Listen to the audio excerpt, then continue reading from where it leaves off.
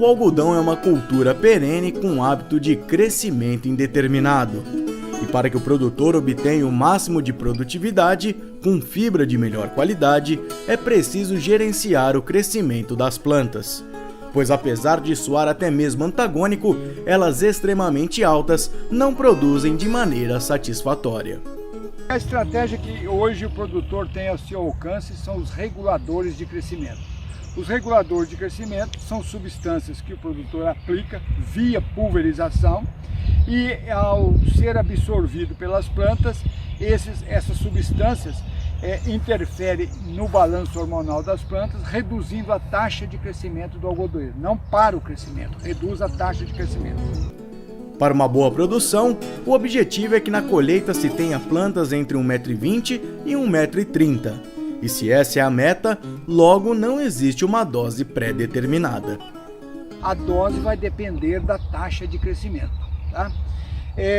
Se há uma boa retenção de estrutura reprodutiva, ou seja, se no terço inferior ou no bacheiro, tem bastante fruto, os frutos são os melhores reguladores de crescimento. Agora, se por um motivo qualquer deu um ataque de bicudo, lagarta da maçã e a taxa de retenção não é boa, as plantas vão crescer mais do que o desejado. Daí tem que aplicar mais regulador de crescimento. Um detalhe que chama a atenção nesse processo é que quem determina a necessidade de aplicação ou quando deve ser aplicado o regulador é a própria planta. Segundo o pesquisador, não dá para escrever uma receita exata e que sirva de forma geral a todos. Que pontos são importantes? Primeiro, então, se as plantas que me dizem, eu tenho que conhecer essas plantas, eu tenho que monitorar essas plantas. No monitoramento, ou para o monitoramento, é fundamental conhecer as fases fenológicas do algodoeiro.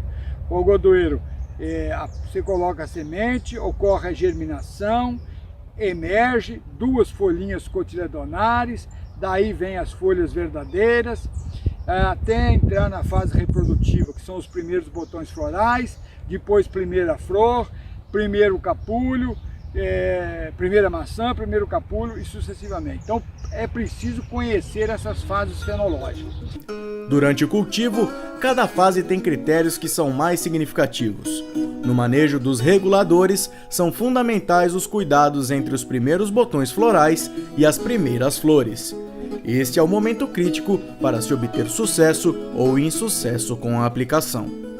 Depois que surgiram as primeiras flores e na sequência vem os primeiros frutos, a taxa de crescimento reduz porque os frutos são drenos de fotoassimilado que tem uma força muito grande. Então são os melhores reguladores de crescimento. O crescimento das plantas depende muito das cultivares. Tem cultivar que tem crescimento mais vigoroso e outras menos vigorosas.